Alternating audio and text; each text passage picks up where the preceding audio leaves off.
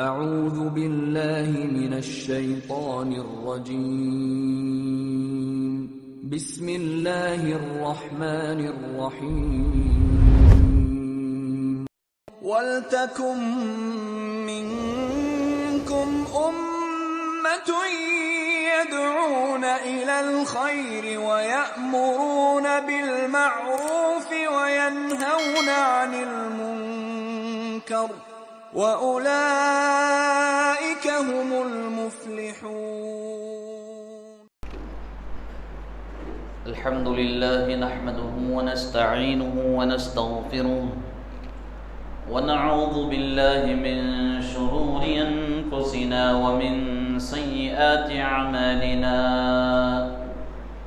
من يهده الله فلا مضل له ومن يضلل فلا هادي له أشهد أن لا إله إلا الله وحده لا شريك له وأشهد أن محمدًا عبده ورسوله أما بعد فإن أصدق الحديث كتاب الله وخير الهدي هدي محمد صلى الله عليه وسلم وشر الأمور محدثاتها وكل محدثة بدعة وكل بدعة ضلالة وكل ضلالة في النار فأعوذ بالله السميع العليم من الشيطان الرجيم من همزه ونفخه ونفثه بسم الله الرحمن الرحيم يا أيها الناس اتقوا ربكم الذي خلقكم من نفس واحدة وخلق منها زوجها وبث منهما رجالا كثيرا ونساء واتقوا الله الذي تساءلون به والأرحام إن الله كان عليكم رقيبا يا أيها الذين آمنوا اتقوا الله حق تقاته ولا تموتن إلا وأنتم مسلمون يا أيها الذين آمنوا اتقوا الله وقولوا قولا سديدا يصلح لكم أعمالكم ويغفر لكم ذنوبكم ومن يطع الله ورسوله فقد فاز فوزا عظيما قال الله تبارك وتعالى في كلامه المجيد والفرقان الحميد ومن أظلم ممن منع مساجد الله أن يذكر فيها اسمه وسعى في خرابها أولئك ما كان لهم أن يدخلوها إلا خائفين لهم في الدنيا خزي ولهم في الآخرة عذاب عظيم. تمام قسم کی تعریف و توصیف، حمد و ثنا، کبریائی و بڑائی، پاکیزگی اللہ وحدہ لا شریک لہ کے لیے لائق و زیبا ہے. بے شمار درود و سلام نازل ہو شفیع المذنبین، خاتم النبیین، سید المرسلین، رحمت للعالمین، آمینہ کے در یتیم محمد الرسول اللہ صلی اللہ علیہ وسلم پر. قابل احترام بزرگان دین، نوجوانان اسلام، پردہ نشین خواتین اسلام، عزیز بچوں، آپ تمام اس بات سے بخوبی واقف ہیں کہ پچھلے 2 جمعوں سے ہماری گفتگو ایک ہی عنوان پر چل رہی ہے، اور وہ ہے مسجد کے آداب. الحمدللہ رب العالمین کے فضل و کرم سے گزشتہ 2 جمعوں میں 35 یعنی کہ 30 پر 5 آداب آپ کے سامنے رکھے گئے ہیں. آج ہمارا سفر 30 پر 6ویں ادب سے شروع ہونے جا رہا ہے، اور میں مناسب سمجھتا ہوں کہ آج کے جمعہ میں صرف 10 آداب بیان کیے جائیں اور اس موضوع کو یہیں پر ختم کیا جائے، کیونکہ یہ ایک ایسا موضوع ہے جس میں کافی باتیں، کافی احادیث، کافی آداب معلوم ہو رہے ہیں، اور جو احباب مزید سننے کی خواہش رکھتے ہیں ان تمام سے گزارش ہے بعد نماز عشاء جو درس حدیث کا سلسلہ چل رہا ہے آپ اس میں ضرور تشریف لائیں، کیونکہ کئی مہینوں سے ہمارا یہی موضوع درس عشاء میں بھی جاری ہے الحمدللہ۔ تو آج کے خطبہ جمعہ میں یہ جو 10 آداب بیان کیے جائیں گے انتہائی اہم آداب ہیں۔ میں امید کرتا ہوں کہ آپ بغور سماعت فرمائیں گے اور گزشتہ بیان کردہ آداب پر جس طرح آپ نے عمل کیا ہے ویسے ہی ان پر بھی عمل کی کوشش کریں گے۔ اللہ رب العالمین ہم تمام کو شریعت مطہرہ پر مکمل عمل پیرا ہونے کی توفیق عطا فرمائے، آمین یا رب العالمین۔ تو 6واں ادب ہے مسجد کا نام رکھنا۔ کسی مسجد کا نام رکھنے سے متعلق آج کل بہت زیادہ یہ باتیں ہوتی ہیں کہ اس مسجد کے ساتھ اہل حدیث کا نام جڑا ہوا کیوں ہے، تبلیغی جماعت کا نام جڑا ہوا کیوں ہے، قادریہ، چشتیہ، سہروردیہ، اس طرح کے نام لگانے کی کیا ضرورت ہے، اس طرح بہت سارے لوگ اعتراض کرتے ہیں۔ مسجد اللہ کا گھر ہے تو اللہ کے نام سے کوئی مسجد رکھ دی جائے، اللہ کا نام لے کر مسجد کا نام رکھ دیا جائے، یہ کافی ہے، اس طرح لوگ سمجھتے ہیں، سوچتے ہیں اور اس کو ایک بہت بڑا مسئلہ بنا کر پیش کرتے ہیں، جبکہ نام کیسا بھی رکھیں جو سنت کے مطابق ہو جائز ہے، مسجد کا نام رکھا جا سکتا ہے۔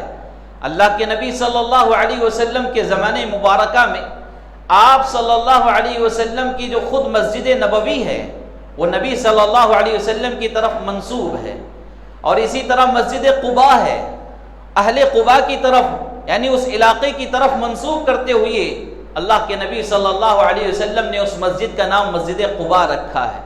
تو اس طرح معلوم ہوتا ہے کسی خاندان، کسی قبیلے، کسی جماعت، کسی مکتب فکر کی طرف نسبت کر کے مسجد کا نام رکھا جا سکتا ہے۔ اور موجودہ دور میں آپ دیکھیں کہ مسجد کس کی ہے اس کا علم نہ ہو تو لوگ وہاں جا کر نماز پڑھیں گے تو کچھ فتنے بھی سامنے آ رہے ہیں۔ کچھ بھائی مسجد میں جا کر نماز پڑھتے ہیں، آمین زور سے کہتے ہیں یا رفع الیدین کرتے ہیں تو ان کی گردنوں کو پکڑ کر مسجد کے باہر ڈھکیل دیا جاتا ہے۔ کیوں؟ اس لیے کہ لوگوں کے اندر ایک دشمنی، ایک عصبیت، ایک نفرت شیطان نے پیدا کیا ہے صرف دین کے نام پر، توحید کے نام پر، عقیدے کے نام پر، حق کے نام پر۔ شیطان نے ایسے میٹھے میٹھے القاب پر مسلمانوں کی دلوں میں نفرتیں، عداوتیں، بغض، عناد، کینہ، کپٹ، حسد، غرور، گھمنڈ، فخر، اس طرح کی چیزیں پیدا کر دیا ہے۔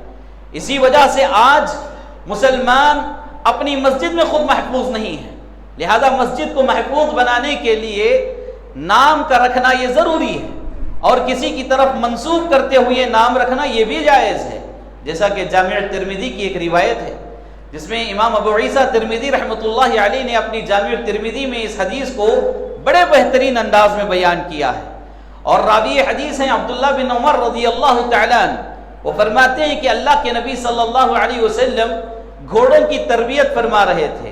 جو گھوڑے جانور ہیں جو جنگ کے میدان میں استعمال کیے جاتے ہیں، اللہ کے نبی صلی اللہ علیہ وسلم ان گھوڑوں کی تربیت کیا کرتے تھے۔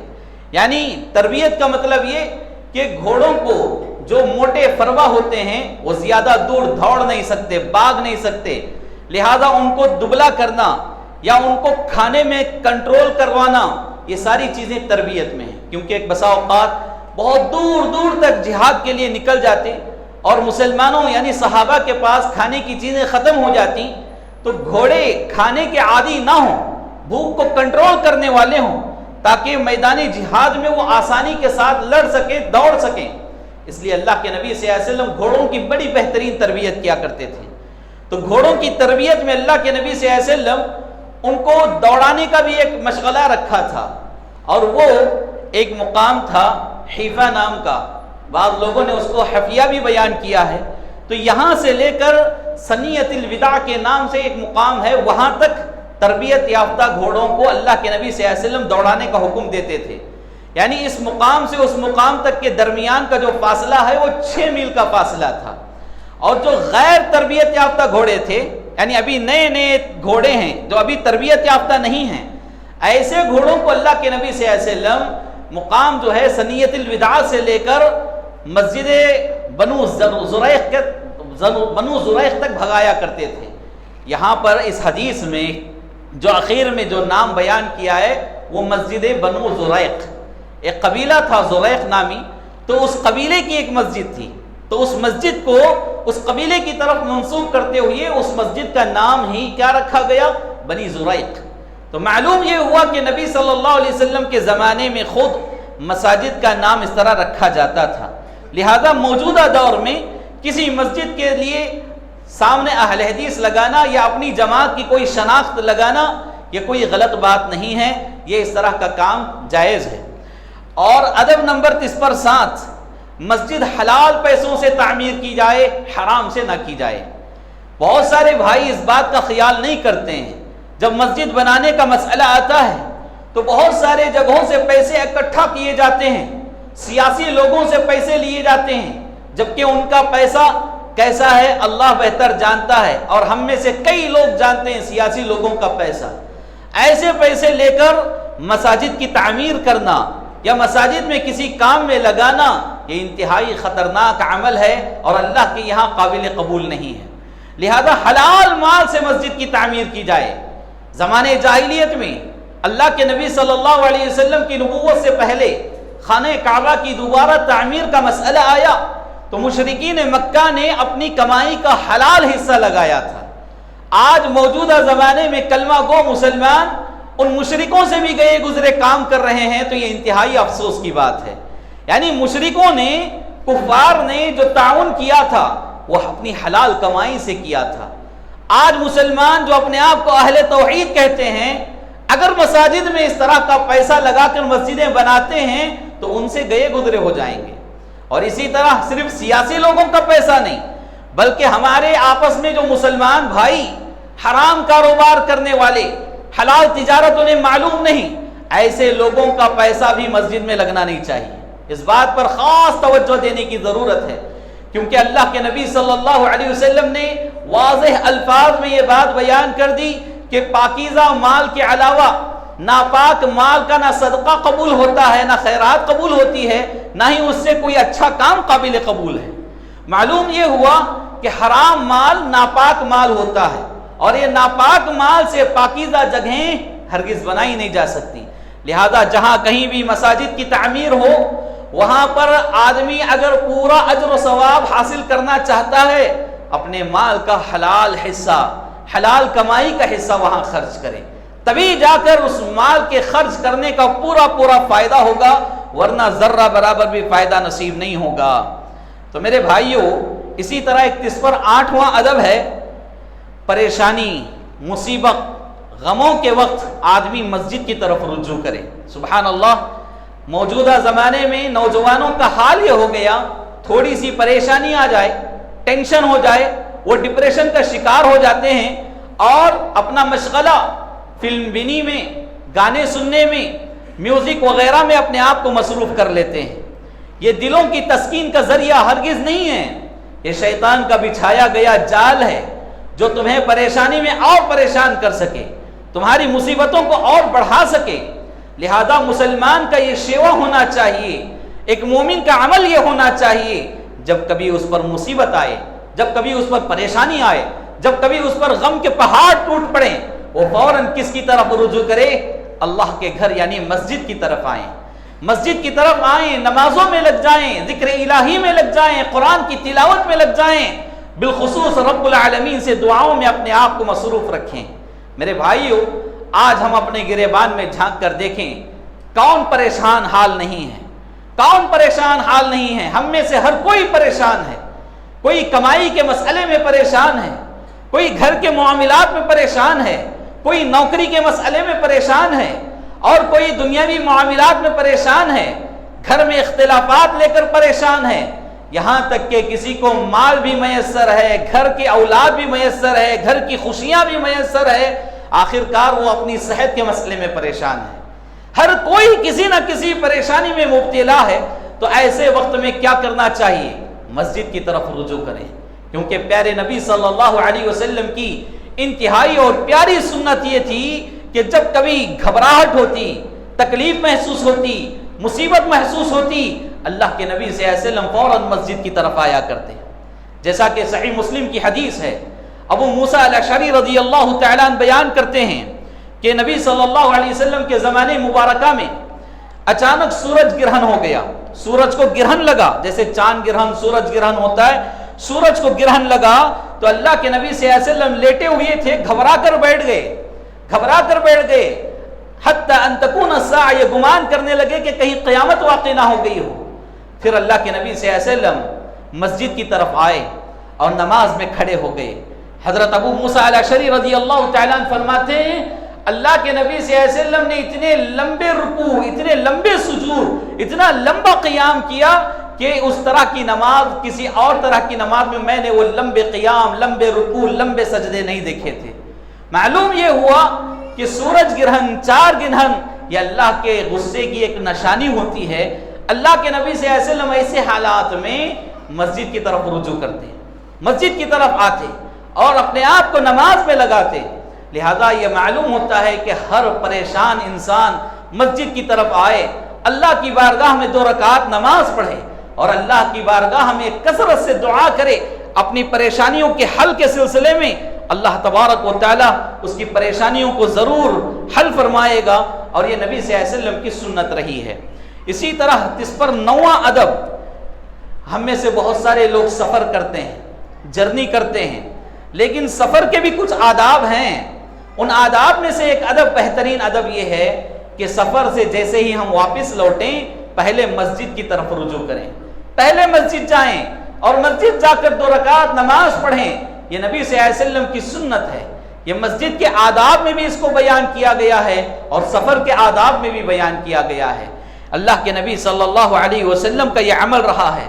چنانچہ کعب بن مالک رضی اللہ تعالیٰ عنہ فرماتے ہیں کان النبی صلی اللہ علیہ وسلم اذا قدم من سفر بدأ بالمسجد فصلى فيه، رواہ البخاری کتاب المساجد۔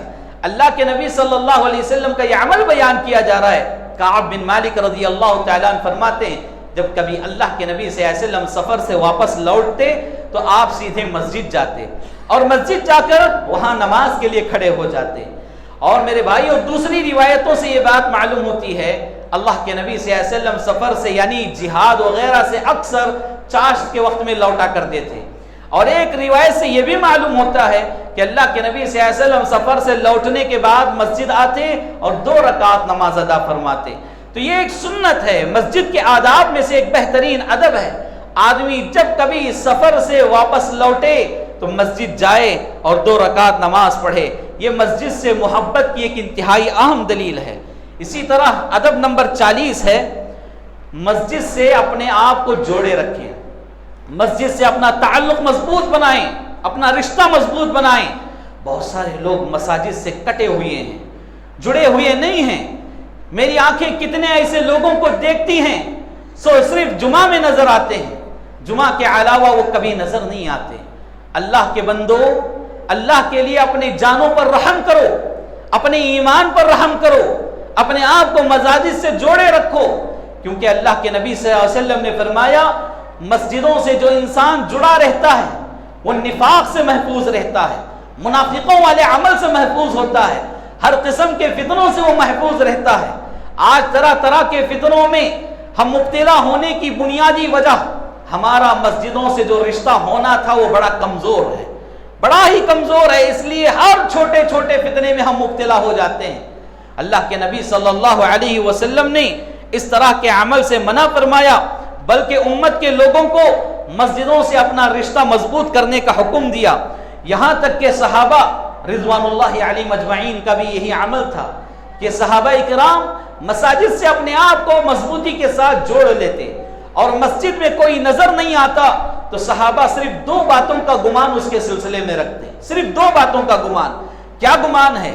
صحابہ پہلے یہ سوچتے کہ فلاں مسجد میں نہیں ہے اور وہ مسلمان ہونے کا دعویٰ کرتا ہے تو وہ منافق ہے۔ اللہ اکبر، یعنی مسلمان تو ہے لیکن مسجد میں حاضر نہیں ہو رہا ہے، تو صحابہ کیا سمجھتے تھے؟ اس کو منافق سمجھتے تھے، اس کو منافق سمجھتے تھے۔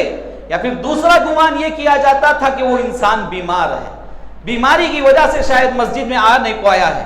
اس طرح صحابہ کا گمان ہوا کرتا تھا۔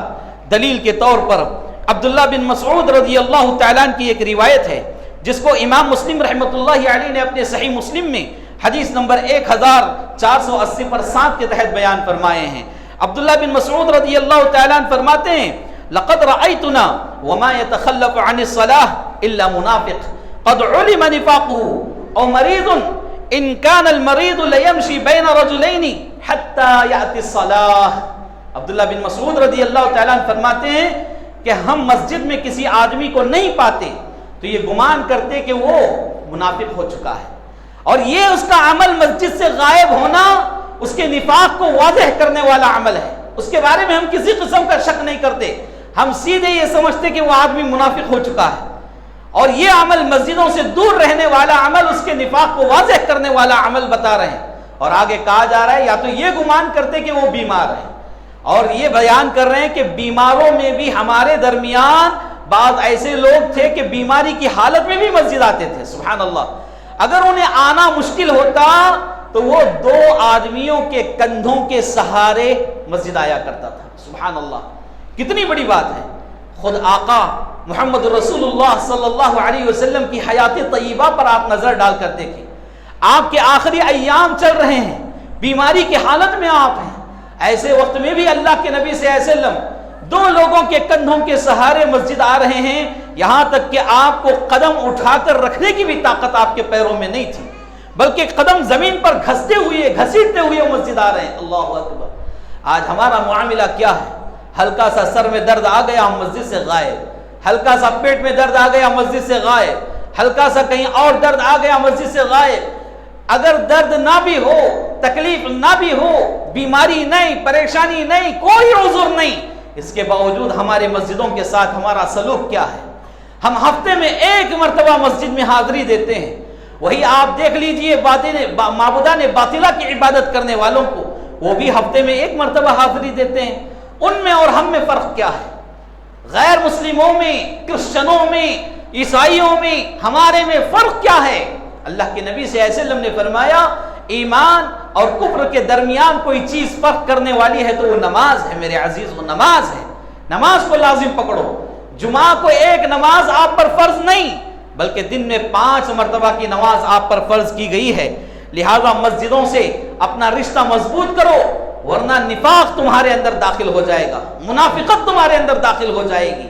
اور اللہ کے نبی صلی اللہ علیہ وسلم دوسری ایک روایت میں بیان کر رہے ہیں، امام مسلم رحمۃ اللہ علیہ نے اس کو اپنی صحیح میں بیان کیے ہیں کہ منافقوں کے اوپر فجر اور عشاء بھاری پڑتی ہے۔ اللہ اکبر۔ فجر کی نماز اور عشاء کی نماز منافقوں کے لیے بھاری ہو جاتی ہے۔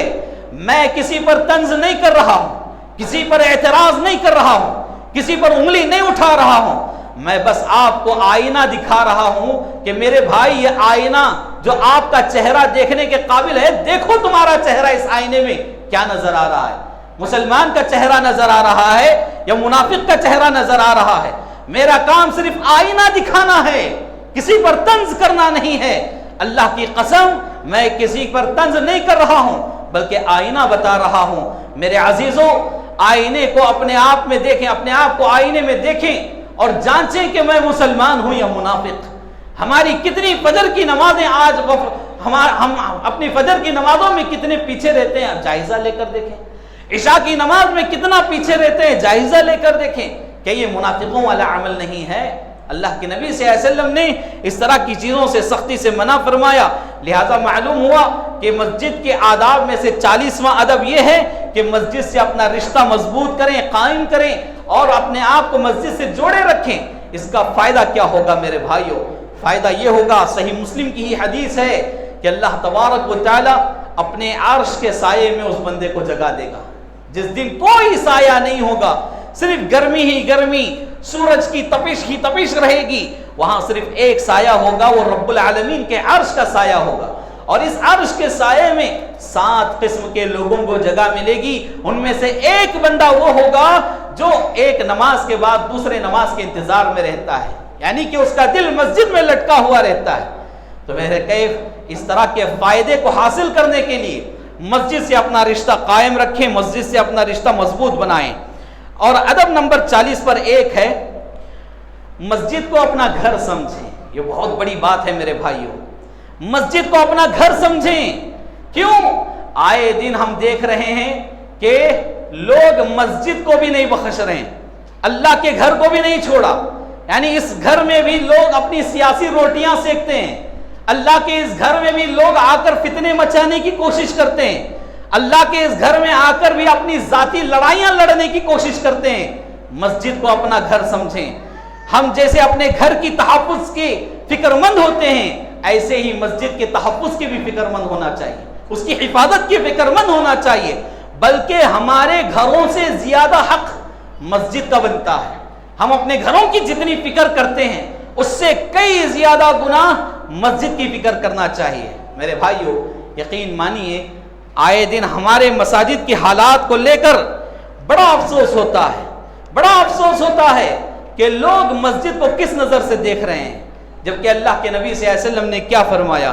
ابو درداء رضی اللہ تعالیٰ عنہ کی روایت ہے، فرماتے ہیں عن ابی درداء رضی اللہ تعالیٰ عنہ قال سمعت رسول اللہ صلی اللہ علیہ وسلم یقول المسجد بیت کل تقی، کہ مسجد ہر متقی کا گھر ہے۔ سبحان اللہ، مسجد ہر متقی کا گھر ہے۔ اس کو ابن عساکر نے روایت کیا ہے، اور علامہ البانی رحمۃ اللہ علیہ نے اپنی مشہور کتاب السلسلہ صحیحہ میں اس کو صحیح قرار دیتے ہوئے، حسن قرار دیتے ہوئے حدیث نمبر 716 کے تحت بیان فرمایا ہے۔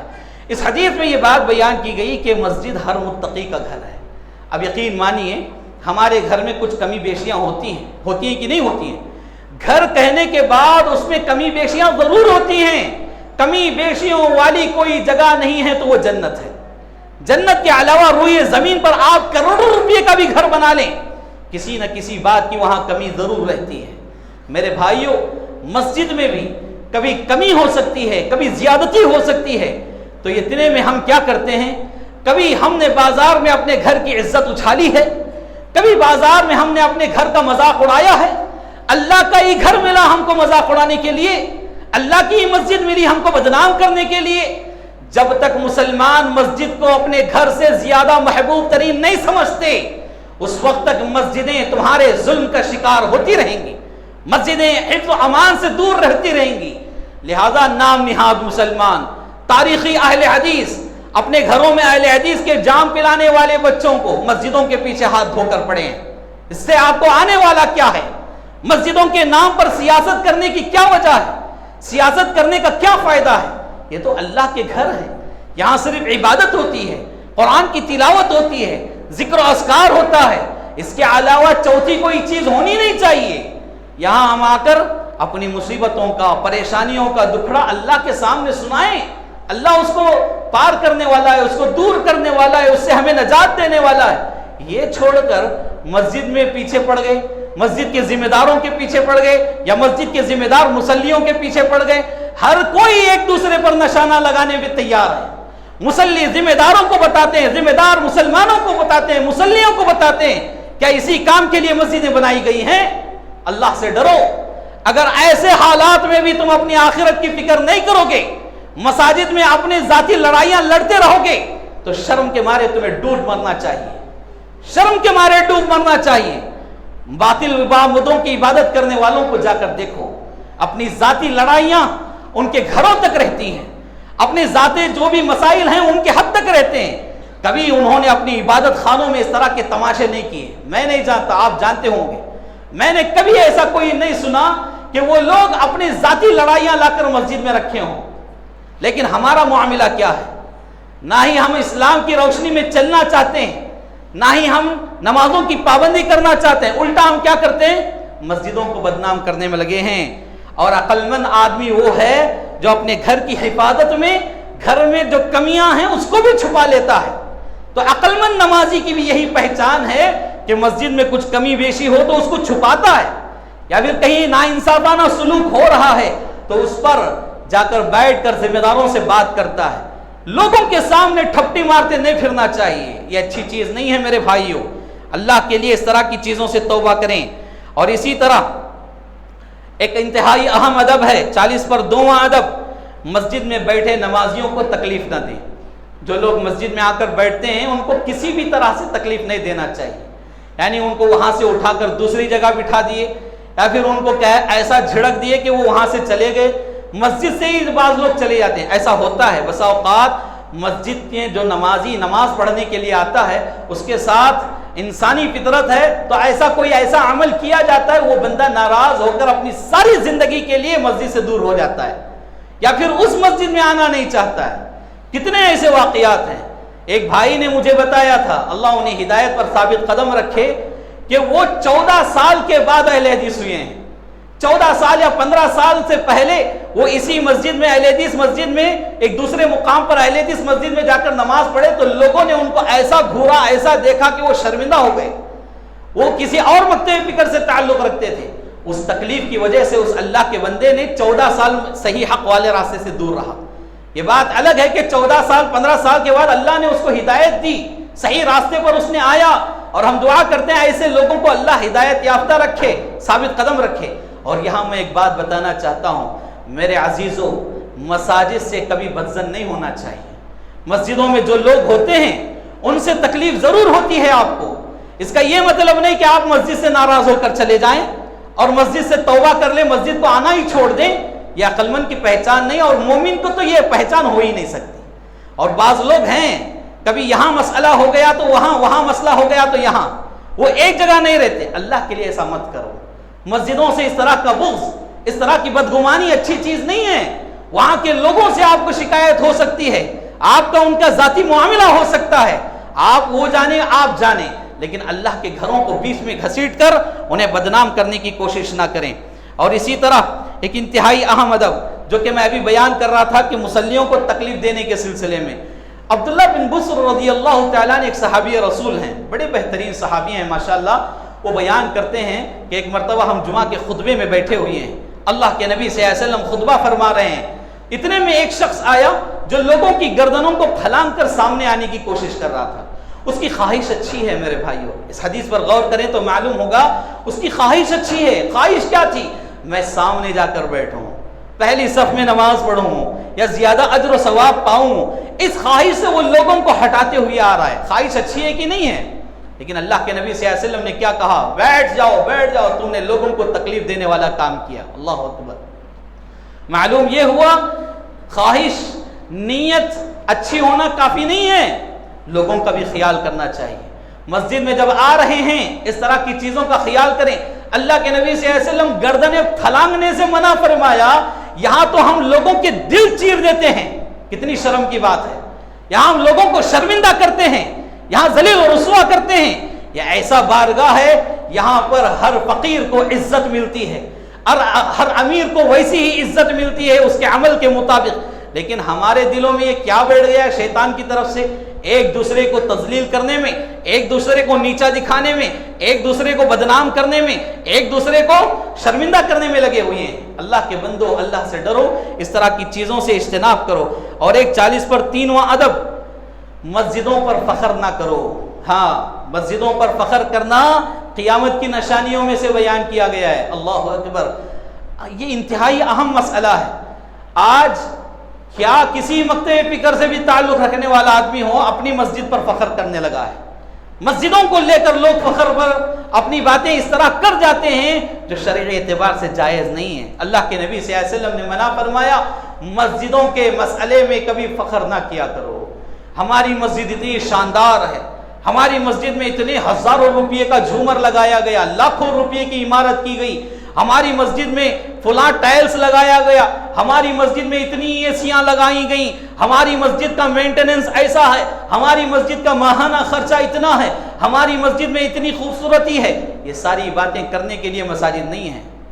اللہ کے نبی صلی اللہ علیہ وسلم نے ان چیزوں کو کیا بیان کیا؟ قیامت کی نشانیوں میں سے بیان کیا. چنانچہ انس بن مالک رضی اللہ تعالیٰ عنہ فرماتے ہیں عن النبی صلی اللہ علیہ وسلم قال لا تقوم الساعة حتى يتباهى الناس في المساجد, کہ قیامت اس وقت تک قائم نہیں ہوگی جب تک کہ لوگ مسجدوں کے مسئلے میں فخر کرنا شروع کرنا دیں. اس کو ابو داؤد نے روایت کیا ہے کتاب الصلاۃ میں حدیث نمبر 449, اور علامہ البانی رحمۃ اللہ علیہ نے اس حدیث کو صحیح کہا ہے. میرے بھائیوں کتنی جامع بات اللہ کے نبی صلی اللہ علیہ وسلم واضح انداز میں بیان کر رہے ہیں. مسلمانوں مسجدوں کو لے کر فخریہ باتیں مت کرو, فخریہ کلمات استعمال نہ کرو, کیونکہ یہ قیامت کی نشانیوں میں سے ہیں. اور اب آپ دیکھیں واضح مثال آپ کے سامنے رکھنا چاہتا ہوں. وقت آنے سے پہلے اپنی اصلاح کر لینا چاہیے. رمضان آنے والا ہے, ہم لوگ رمضان میں کیا کر رہے ہیں؟ سب سے پہلے عابدوں کی عبادت کا جو جذبہ ہے وہ ختم ہونے والی چیز یہی ہے. مخلصین کا اخلاص ختم کرنے والی چیزیں یہی ہیں. متقیوں کا تقوی لکھوا لگنے کے برابر یہی چیزیں بیان کرنے والی ہیں. کیا مسئلہ ہے؟ رمضان آنے کو ہے, اب سارے لوگ انتظار کرتے رہیں گے.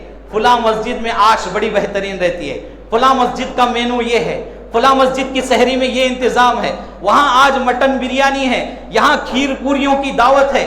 جہاں جتنا عمدہ مینو ہوگا لوگ وہاں اتنے زیادہ ہوں گے, ہیں کہ نہیں؟ یہ مساجد سے محبت ہے. مسلمانوں کے کھانے کے لیے پیدا ہوئے ہو, اللہ کی عبادت کے لیے پیدا ہوئے ہو. میں اس ضمن میں سب سے پہلے ذمہ داروں سے یہ گزارش کرتا ہوں, اللہ کے لیے مسجدوں کو لے کر کمپٹیشن مت کرو. ایک مسجد کی عزت بڑھانے کے لیے دوسری مسجد کو آپ بدنام مت کرو. یہ کرنا چھوڑ دو. کھانے کے مسئلوں کو لے کر, اس طرح کی چیزوں کو لے کر آج وہاں اتنا انتظام کیا گیا, یہاں اتنا انتظام کیا. اصل عابدوں کی تعداد کہاں ہے؟ متقی کہاں رہ گئے؟ اللہ کرنے والے کہاں رہ گئے؟ یہ قوم ہے جنہیں دیکھ کر شرمائے یہود, جو ایک مہینہ رمضان کا عبادت کے لیے تھا وہ بھی کھانوں میں گزار رہے ہیں, وہ بھی مسجد پر فخر کرتے ہوئے. قیامت کی نشانیوں میں سے ایک نشانی ہے. اللہ کے لیے اس طرح کی چیزوں سے توبہ کرو. اور اس طرح کی چیزیں کب پیدا ہوتی ہیں آپ جانتے ہیں؟ بنیادی بات بتانا چاہتا ہوں, بنیادی بات, ہاں یہ بات لکھ کر لے جاؤ. یہ چیزیں کب پیدا ہوتی ہیں؟ ایک مسجد والوں کے دوسرے مسجد والوں کے دلوں میں جب نفرت ہو, یہ چیزیں پیدا ہوتی ہیں. یہ بات لکھ کر لے جاؤ. کمپٹیشن کرتے ہیں کہ آج وہ مسجد میں یہ بنایا گیا تو کل ہم ان سے اچھا بنائیں گے. تیسری مسجد والے کیا کر رہے ہیں؟ ان سے اچھا وہ بنا رہے ہیں. یہ مسجد کے آداب میں سے نہیں ہے, بلکہ یہ بے ادبی ہے. تم لوگوں نے اپنے مال سے, اپنے کھانوں سے, اپنی غذاؤں سے مسجد کو تولنا شروع کیا. مسجد میں تو عابدوں کی جگہ ہے, مسجد میں متقیوں کی جگہ ہے. اس طرح کھانے کھلانے کی جگہ مسجدیں نہیں ہیں. تو اس طرح کی باتوں سے اپنے آپ کو دور رکھے میرے بھائیوں. 40 پر 4واں ادب جو کہ انتہائی ادب ہے, مسجد کو بدنام نہ کریں. ہاں, مسجد کو بدنام کرنے میں بہت سارے لوگ رہتے ہیں. پھر کیا کہتے ہیں؟ ہم تو اچھا کام ہی کر رہے ہیں, مسجد کو بچا رہے ہیں, مسجد کی حفاظت کر رہے ہیں. مسجد کو بچانے کا, مسجد کی حفاظت کرنے کا طریقہ یہ نہیں ہے جو لوگوں نے آج اپنایا ہے. اس کا طریقہ یہ ہے, آپ ذمہ داروں میں بیٹھیں یا پھر اہل مساجد میں بیٹھیں, بیٹھ کر جو غلطی ہے اس کی نشاندہی کی جائے. اس کے بجائے ہم کیا کر رہے ہیں؟ باہر نکلتے ہی ہماری دعوت و تبلیغ یہی رہتی ہے, یہ مسجد میں یہ ہو رہا ہے, وہ مسجد میں وہ ہو رہا ہے, اس میں یہ ہو رہا ہے, اس میں ایسا ہو رہا ہے, اس میں ویسا ہو رہا ہے. گویا کہ ایسا معلوم ہوتا ہے کسی تنظیم کا ایک ایجنٹ مسجد میں آیا ہو, یہاں کے لائٹیں گنتے ہیں, فین گنتے ہیں, ایسیاں گنتے ہیں, فلاں فلاں فلاں. اللہ تم سے قیامت کے دن سوال نہیں کرے گا کہ تم نے جس مسجد میں نماز پڑھا ہے اس مسجد میں کتنی ایسیاں ہیں, کتنے پنکھے ہیں, اس کا ماہانہ لائٹ بل کتنا ہے. اللہ نہیں پوچھے گا. تمہاری نمازوں کی تمہیں فکر کرنا ہے. کوئی کچھ بھی کر لے, مسجد کا جو اسٹاف ہے وہ خدمت کے لیے خدمت کرنے دو. اگر آپ کے اندر خدمت کا جذبہ ہے, آگے بڑھیں, کچھ تعاون کریں, خدمت کریں, ورنہ خاموش رہیں. میرے بھائیوں یقین مانیے, عقل مندوں والی بات بتانا چاہتا ہوں, مسجد میں سب سے بڑا تعاون کیا ہے آپ جانتے ہیں؟ مسجد میں سب سے بڑا تعاون, اس تعاون سے بڑھ کر کوئی تعاون نہیں ہوگا.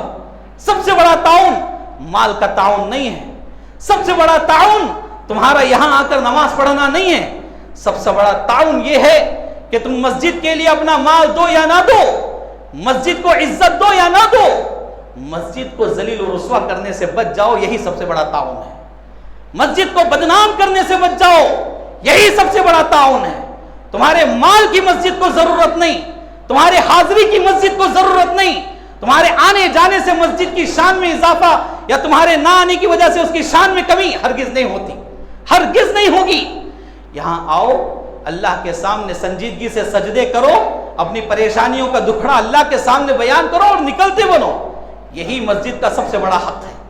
مسجد کو آپ عزت کی نظر سے نہ دیکھو تو نہ دیکھو, ذلیل مت کرو, بدنام مت کرو. یہ سب سے بڑا ادب ہے مسجد کا، سب سے بڑا حق ہے مسجد کے لیے۔ اور آخری ادب میں بیان کر کے اپنی بات ختم کر دوں، ادب نمبر 40 پر 5۔ دیکھیے، مسجد سے لوگوں کو روکنا یہ بہت بڑا گناہ کا کام ہے۔ سورۃ البقرہ میں اللہ رب العالمین نے آیت نمبر 114 میں بیان کیا، اور یہی آیت میں نے خطبہ مسنونہ کے بعد پڑھی ہے۔ وَمَنْ أَظْلَمُ مِمَّنْ مَنَعَ مَسَاجِدَ اللَّهِ أَنْ يُذْكَرَ فِيهَا اسْمُهُ وَسَعَىٰ فِي خَرَابِهَا أُولَٰئِكَ مَا كَانَ لَهُمْ أَنْ يَدْخُلُوهَا إِلَّا خَائِفِينَ لَهُمْ فِي الدُّنْيَا خِزْيٌ وَلَهُمْ فِي الْآخِرَةِ عَذَابٌ عَظِيمٌ۔ اس سے بڑا شخص ظالم کون ہو سکتا ہے جو لوگوں کو اللہ کے گھروں میں اس کا نام لینے سے روکے اور ان مساجد کے ویرانی کے پیچھے پڑ جائے، یعنی مسجد کو ویران کرنا چاہ رہے ہیں اس کے پیچھے پڑ جائیں، اس سے بڑا ظالم اور کون ہو سکتا ہے؟ اور اللہ تعالیٰ یہ کہہ رہا ہے، یہ جو بدمعاشی کر رہے ہیں یہ ایسے لوگ ہیں، یہ اتنے قابل نہیں ہیں کہ اللہ کے گھر میں قدم رکھیں۔ اللہ اکبر۔ جو لوگ مسجدوں سے لوگوں کو روکتے ہیں ان کے بارے میں اللہ تعالیٰ کہہ رہا ہے کہ یہ اس قابل نہیں ہے کہ اللہ کے گھر میں یہ قدم رکھیں۔ اگر رکھنا چاہتے ہیں ڈرتے ہوئے، خوف کھاتے ہوئے، سنجیدگی سے ساتھ قدم رکھیں، اپنی فکر کرتے ہوئے قدم رکھیں۔ کیوں اللہ تعالیٰ کہہ رہا ہے ایسا عمل کرنے والے جو مسجدوں سے لوگوں کو روکنے والے ہیں ان کے لیے تو دنیا میں رسوا کن عذاب ہے ہی، ذلیل و رسوا ہوتا ہی ہے ایسا آدمی، آخرت میں بھی ان کے لیے بڑا عذاب تیار کر کے رکھا گیا ہے۔ تو اس آیت کریمہ سے میں ایک بات یہ بتانا چاہتا ہوں، آئے دن لوگ مسجدوں سے لوگوں کو روک رہے ہیں۔ کل تک ہم دیکھتے تھے غیر مسلم اور دوسری تنظیمیں وغیرہ لوگوں کو مسجدیں سے روکتے تھے، غیر مسلم یا غیر مسلم احباب مسجدوں سے روک رہے ہیں، تو ایک بات یہ سمجھ میں آ رہی ہے کہ مسجد میں کیا ہوتا ہے ان کو اس کا علم نہیں رہتا، تبھی وہ روک رہے ہیں۔ آج کل یہ قدم آگے بڑھ گئے، لوگ اپنے مسلمان لوگ فلاں فلاں مسجد سے لوگوں کو روکتے ہیں، اور وہ بھی حق والی جماعت پر عمل کرنے والے لوگ مسجدوں سے روکتے ہیں بلا غلو کیے بغیر۔ انصاف والی بات میں کہنا چاہتا ہوں میرے پیاروں، کبھی مساجد کو لے کر لوگوں کو روکنے کی کوشش مت کرو۔ مسجد کو آباد کرنا یہ انتہائی اچھا عمل ہے، اس پر اللہ رب العالمین کے یہاں اجر بھی ملنے والا ہے، لیکن ایک مسجد کو آباد کرنے کی چکر میں دوسری مسجد کو ہم بدنام کر رہے ہیں تو اللہ رب العالمین کے یہاں یہ عمل نہ ہی ثواب والا ہے بلکہ عذاب والا کام ہے۔ میں یہ کیا کہنا چاہ رہا ہوں، عقل مندوں کے لیے اشارہ کافی ہے۔ آج ہمارے پاس کیا ہو رہا ہے، یہاں کوئی آتا ہے تو ہم اسے روکنے کی کوشش کرتے ہیں، فلاں جگہ کوئی جا رہا ہے تو اسے روکنے کی کوشش کر رہے ہیں، وہاں کیوں جا رہے ہیں بھائی یہاں آؤ، یہاں کیوں آ رہے ہیں بھائی وہاں جاؤ۔ آخر نمازی کیا کرے گا؟ اس طرح کی چیزیں اللہ کے لیے چھوڑ دیں، کیونکہ یہ آیتیں ہمارے لیے ہیں جس میں کہا گیا کہ اس سے بڑا ظالم کون ہوگا جو لوگوں کو مسجدوں سے روکتا ہے اور مسجد کو ویران کرنے کے پیچھے لگا ہوا ہے۔ کتنی سازشیں، کتنی الزامات، کتنی بدنامیاں مسجد کے خلاف لوگ پھیلا رہے ہیں۔ ایسے لوگوں کو ہوش کے ناخن لینا چاہیے۔ جس مسجد کے بارے میں تم نے ایسی آوازیں اٹھا رہے ہو، یہ اللہ کا گھر ہے میرے پیارو، اللہ کے گھروں کے ساتھ اس طرح کا کھلواڑ مت کرو۔ اللہ کے لیے مساجد کو سیاست کی جگہ مت بناؤ۔ ذاتی دشمنیاں ہزار ہو سکتی ہیں، ذاتی معاملات ہزار ہو سکتے ہیں، یہ ذاتی معاملات کو مساجد میں لا کر رکھنا اور مساجد کو بدنام کرنے کی کوشش کرنا یہ اخلاقی جرم ہے جس کو شریعت نے بھی معاف نہیں کیا ہے۔ تو بہرکیف یہ 10 باتیں مجھے آج آپ کے سامنے رکھنی تھیں۔ مسجد کے آداب اور بھی بہت زیادہ ہیں، اگر اس سلسلے کو آپ جاری رکھنا چاہتے ہیں تو عشاء کے بعد والے درس میں آپ ضرور حاضری دیا کریں، اس درس میں بہت سارے آداب آپ کے سامنے رکھے جائیں گے۔ اللہ رب العالمین سے دعا ہے اللہ تبارک و تعالی ہمیں اپنے مساجد کی حفاظت کرنے والا بنائے، اللہ ہمارے مساجد کی ادب و احترام کرنے کی ہمیں توفیق عطا فرمائے، اللہ ہمارے اپنے ذاتی معاملات کو لے کر مساجد کو بدنام کرنے سے، اس طرح کی گھنونی حرکتوں سے اللہ ہماری حفاظت فرمائے، اور اللہ ہمیں اچھی سمجھ عطا فرمائے، ہدایت عطا فرمائے۔ جو لوگ اس طرح نادانی میں کر رہے ہیں اللہ ان کو صحیح راستہ عطا فرمائے، انہیں توبہ کی توفیق نصیب فرمائے۔ اللہ رب العالمین ہمیں اپنے مساجد، اپنے مدارس کی حفاظت کرنے والا بنائے، یہ ہمارے دین کے قلعے ہیں، اللہ ہمیں اس سے اپنے رشتے مضبوط کرنے کی توفیق عطا فرمائے۔ اللہ تعالی ہمارے مساجد میں جو کچھ اختلافات، انتشارات اور جو کچھ ناچاقیاں ہو رہی ہیں اللہ اس کا خاتمہ فرمائے، اللہ ہمیں ایک بنائے، نیک بنائے، متحد ہو کر موحد ہو کر زندگی گزارنے کی توفیق عطا فرمائے۔ اللہ ہمارے دلوں میں پیار محبت الفتوں کو پیدا فرمائے، نفرتوں کو حسد کو کینہ کپٹ کو اللہ ہمارے دلوں سے خاتمہ فرمائے۔